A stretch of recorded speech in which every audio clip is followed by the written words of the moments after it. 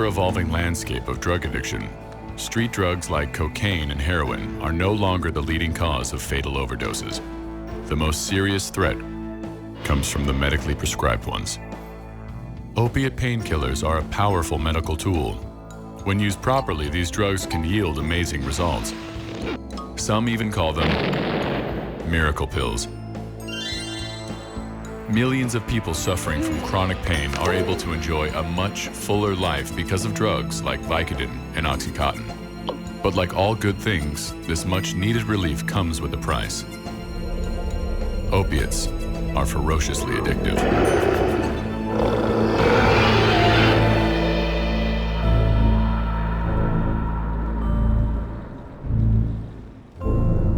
Just how addictive are these pain medications? We'll let those with experience answer that. My name is Ryan Wegener.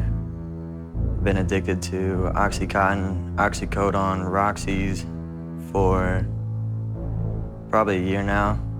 I started taking Roxys back when I was doing construction work, and I was real sore the first 2 weeks. A couple of the guys there, they were a little older. I was like, man, my back is really killing me. And they were like, yeah, you know, we got something to take care of that, and it's, you know, it's legal too. I'm like, well, what do you got? They'd tell me, oh, we got these Roxys. They'd show me a pill, and I'm like, oh, no, I'm not really into pills. No, just take it, you know, it'll make you feel better. You won't feel no pain. So I took it. As Ryan was beginning his journey into addiction, another young man was losing his fight against it. On April 24th, 2007, Joseph Valdez died of a prescription drug overdose. He was 32 years old. He was with my wife, and she got into a little fender bender. He jumped out of the car, started grabbing his neck, his back. He had the ambulance take him to the hospital, and that's when it started with the oxycodone.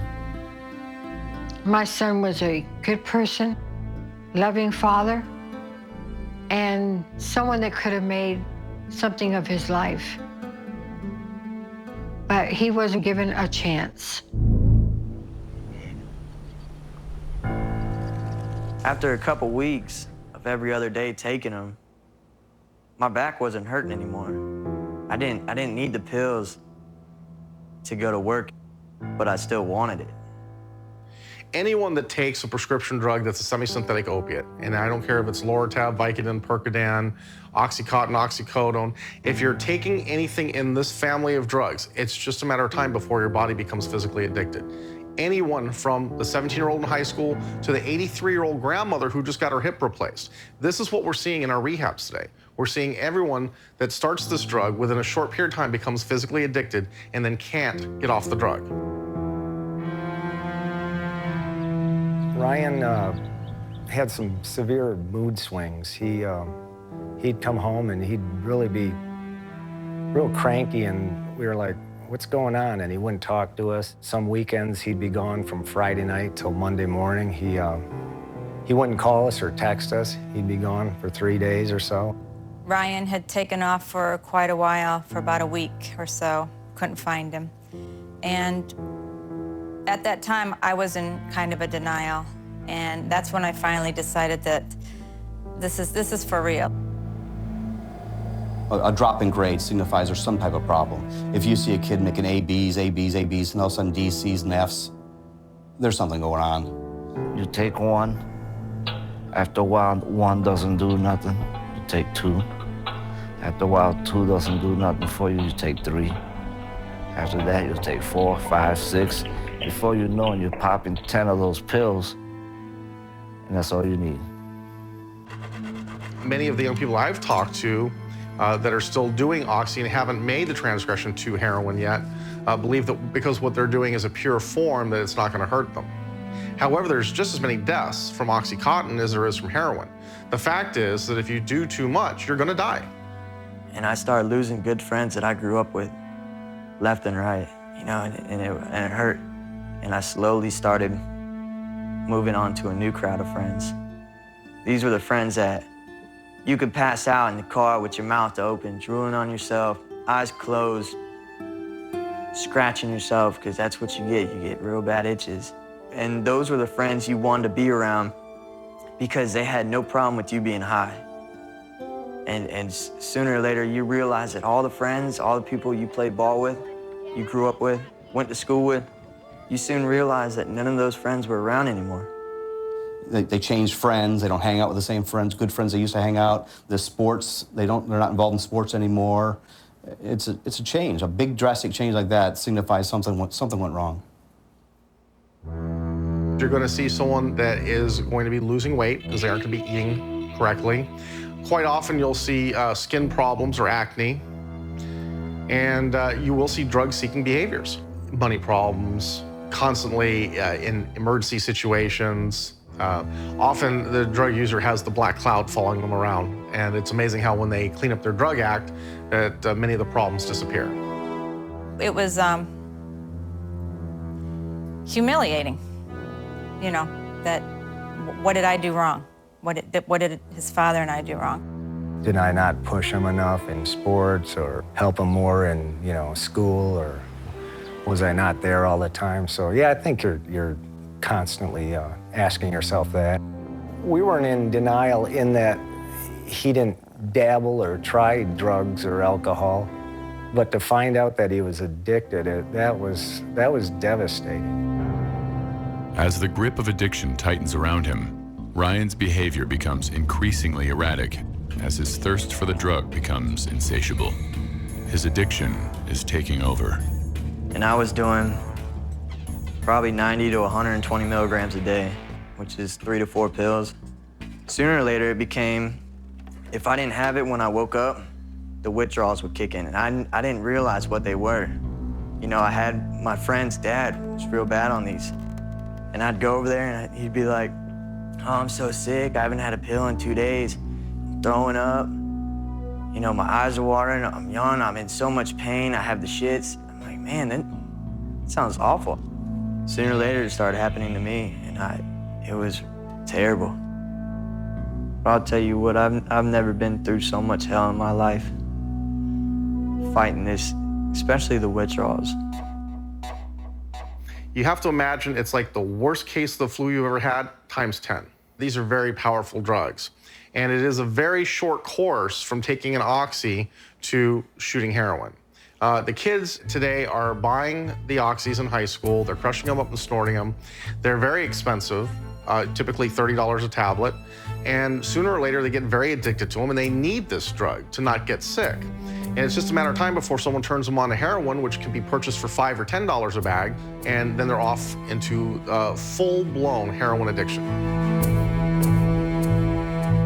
And then it came to, snorting 3 or 4 wasn't really getting the edge like it used to. And then my friend, he's like, "Hey, my mom's got a couple rigs, that are brand new. Why don't you try it? 1 pill will feel like 4 pills." And I was just like, man, I could save so much money shooting these things. And I got into that, and it was the worst path I've ever taken. Falling prey to drug addiction is like being trapped on a runaway train. You can't stop, and sooner or later, you end up flying off the rails. It got to a point where if he didn't have his prescriptions, he would go into the hospital and say he wanted to commit suicide, and they would keep him just so he could get his medication and a prescription. You'd wait for the drug dealer to get there. You'd beg them to front you pills. If you couldn't get a front, you would find somebody to steal, to con out of money, to get some way to get your high. Knowing a friend has dope, has pills, has 100, 200 pills, knowing he's a small-time drug dealer, but he's your friend. He's your dope friend. And in your mind, all this stuff's going through your head like, I could get him for all this. I could get him for his money. I could get him for his pills. I'll just bust in his house and go rob him. I'll call him up and say, I need, 50 of them. I got someone that's got enough money for 50, 100 of them. And you'd go, a couple of your buddies, and you would jack that kid. You would take all of his dope. and you'd go get high. You'd go on a binge for 3 days. You wouldn't get in contact with your family or nothing. You'd go get high for 3 or 4 days on the 100, 200 pills that you got. You know, if you rip off the right drug dealer, you can get away with it.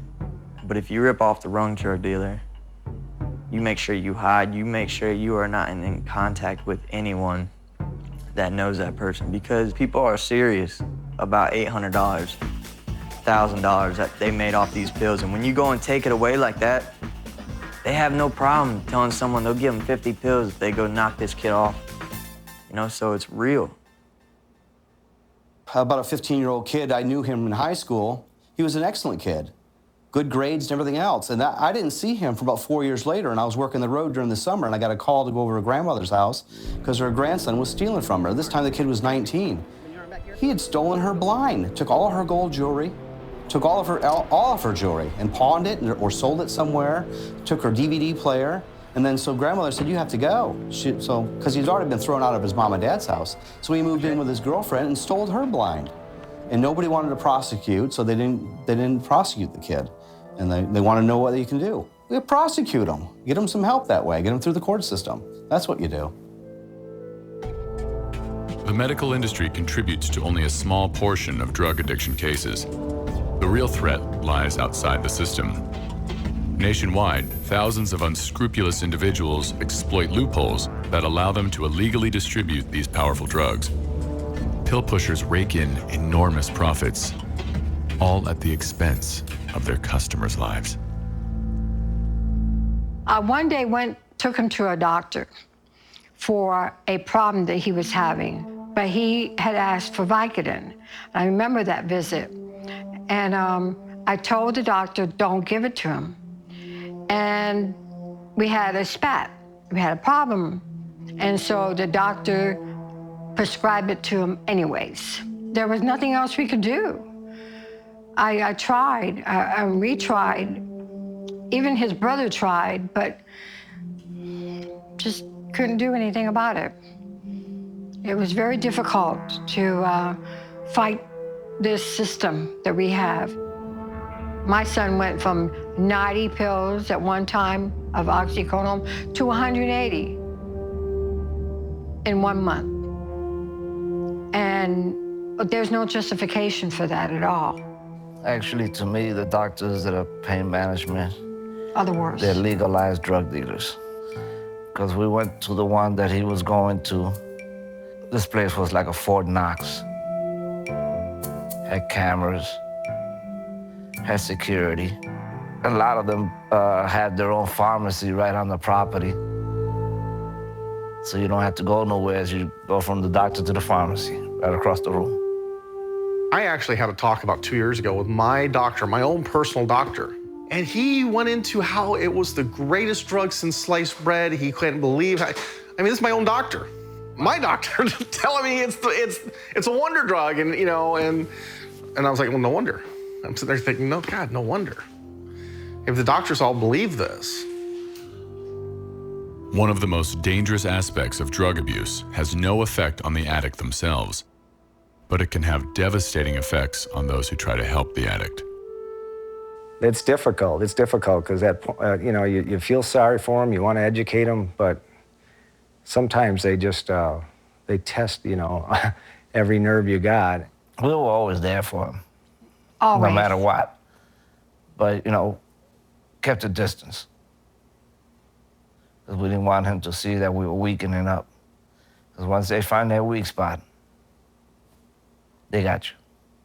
Going in your mom's purse, taking $20, $30. Going in your dad's wallet, taking $20 or $30. Going in your girlfriend's purse, your grandmother's purse, anybody's wallet that's laying around, no one's around the room, you'd find some way into their wallet and you'd find some way to take their money.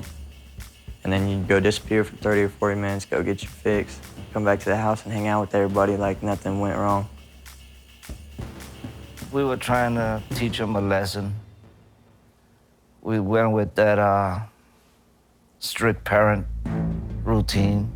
It was working for a little bit, but the influence of his friends, changing his mind, let's go here, let's go ahead, let's go do this, let's go do that, let's go do drugs, you know. So it got to a point where He kind of stayed away, but yet he wanted us to help him at the same time. So we just stuck to our guns, you know. We said, no, we can't do it anymore. Because we were, you know, and one time we were in a stage of bankruptcy of all the money we dished out. So we had to do what we had to do. You know, if you're in any kind of relationship, and my girlfriend, she was the best, and I could look her in the eyes every day, and she would look me in the eyes and say, "You are high. I can tell you were high." I'd lie to her, "No, I'm not. No, I'm not." But she knew how I was. We'd been together for 5 years. She knew how I was like on drugs, but I could con anybody else, my family, my friends. I could con anybody but her. And that's why she was the best person to be with, because she tried so hard to get me off of these pills. And that's incredible to lose someone so close to you, because you're not gonna say, "No, I'll stop getting high for you." But I wouldn't, because I couldn't. I couldn't go through the withdrawals. I did 1 week with her without taking a pill, and I seriously almost died. But then I got back on it. I just couldn't take it anymore. I didn't want to tell her, you know, but sooner or later she caught back on, and then it came down to, you're either gonna have this addiction or you're gonna be with me. I wasn't physically strong enough to say, "I wanna be with you, I'm gonna get off of this." I just ended up throwing away the best thing that I had for an addiction.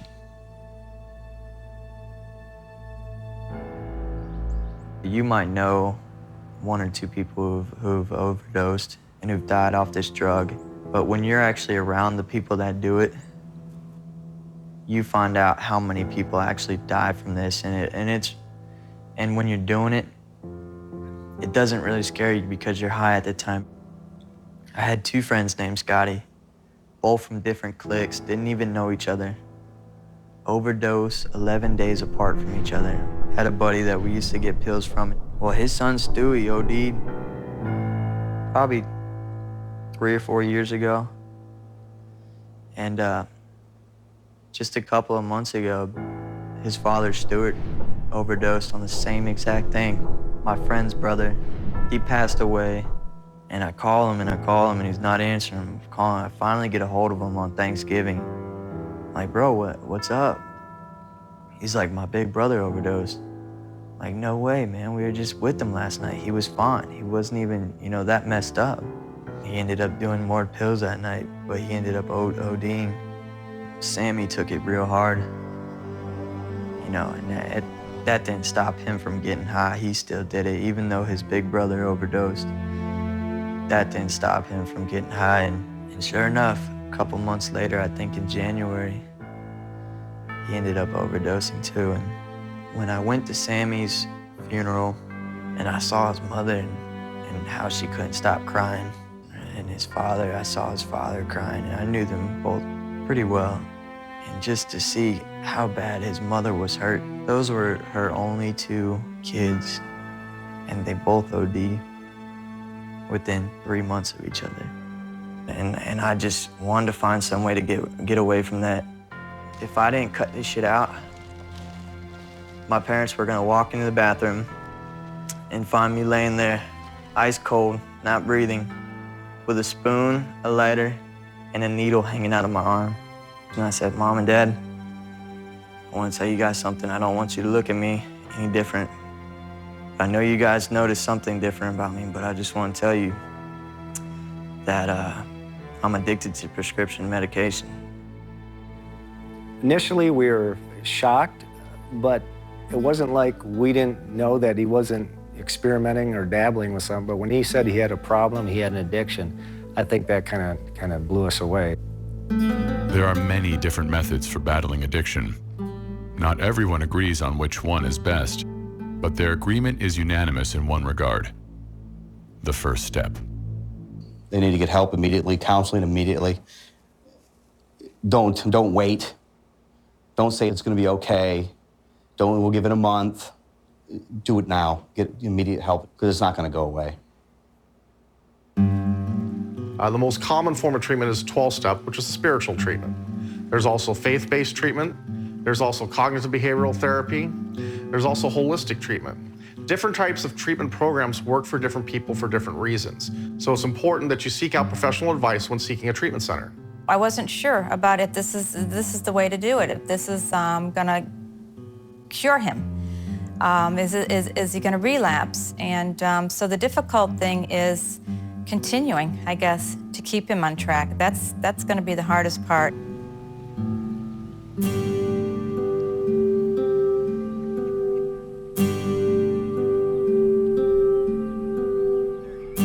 This is a long-term disease. I'm definitely not out of the woods yet with this. I'm grateful to be as far as I am. But I would definitely say that this is a lifelong disease that I got caught up in, and a lifelong addiction that I got caught up in, because I couldn't go around my old friends right now if I saw them partying and doing these pills. I could not tell you definitely that I would not do them, because if I saw them mentally, it might trigger something and I might want to get high. So, and to suffer a relapse could happen any day. I could go into instant withdrawals and right then and there want to go get high. We still have a sincere fright of relapse, and that's something that we're going to have to deal with for a long, long time. Get involved in their lives. Stay involved in their lives. The kids will tell you, don't get involved, leave me alone. Don't. Get involved in their lives. You've got to be there for them. You got to know what they're doing. You got to know with their friends. You got to know where they're hanging out, who they're hanging out with. Get involved. Every aspect of their life. It's your job.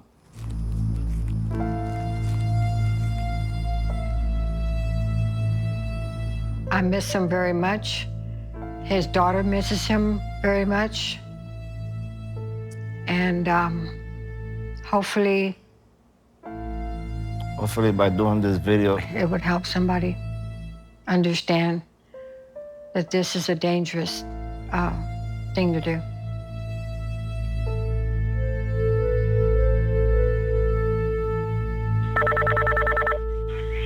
What is the emergency emergency? Possible drug overdose. Why do you think it's an overdose, sir? He took some pills. I don't know if he actually took them or he faked like he was taking them because he's very upset that we wouldn't give him any money. Is he violent right now? No. He's angry, but he's not. He just gets angry around my wife and I. So. Okay, is he going to be aggressive to the ambulance? Do I send an ambulance? I don't think so. Is he going to run, or does he know? Possibly, but we'll hold him down, my son and I. And the sheriff's department's supposed to be coming anyway. Let me see where they're at. Hold on. This is Operator 40, Pasco County Sheriff's Office. What's going on? He took a bunch of pills from his Suboxone that helped wean him off. Okay, was he trying to commit suicide? Well, he just said, that's it, I'm just going to take something, and he just swallowed a bunch of... Okay, but did he say that he was committing suicide? Yeah, he actually threatened his mother. Sir, will you stay on the line with me? I'm going to have somebody come out. It was the last thing I really wanted to do. You know, it definitely wasn't the best option. To be honest with you, I don't know why I returned to it. It was really something stupid that happened. But I just thought to myself, you know, if no one's gonna believe that I'm sober, then I might as well not be sober. I mean, I could do it for myself, yeah, and that's the main reason why I did it, but also for my girlfriend and my mother. And if they don't believe it, then the only person I'm doing it for is me. And you know, if I don't have them to back me up, then I damn sure don't give a shit about myself. So I think that's what really pulled me back down that hole. That's what's so scary about this, is because there are 1,000 different triggers that could make you to the point where this is why I chose to go get high again. And that's exactly what a relapse is. Mine was just not having trust. As Ryan continues his battle with addiction, police forces across the country face a battle of their own, fighting the ever-expanding network of illegally distributed prescription drugs. Progress is slowly being made. Unfortunately, they have a long way to go.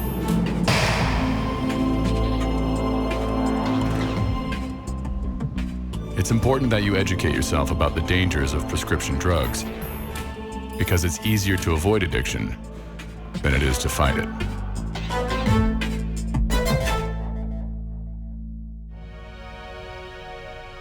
Ryan continues to suffer relapses, but even with no guarantees of defeating his addiction, he refuses to give up.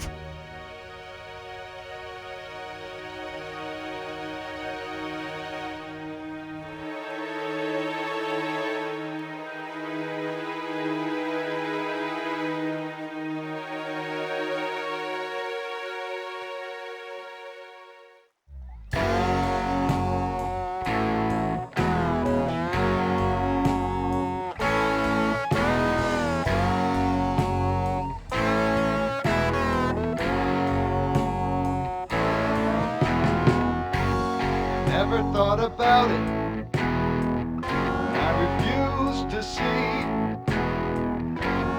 Started taking chances that would soon haunt me. Tried to be careful when I had to choose. I was sure I was winning, but I had everything to lose. 'Cause you have everything to lose. Wanna keep on fighting, 'cause you have everything to lose. You have to go on believing, 'cause you have everything to lose.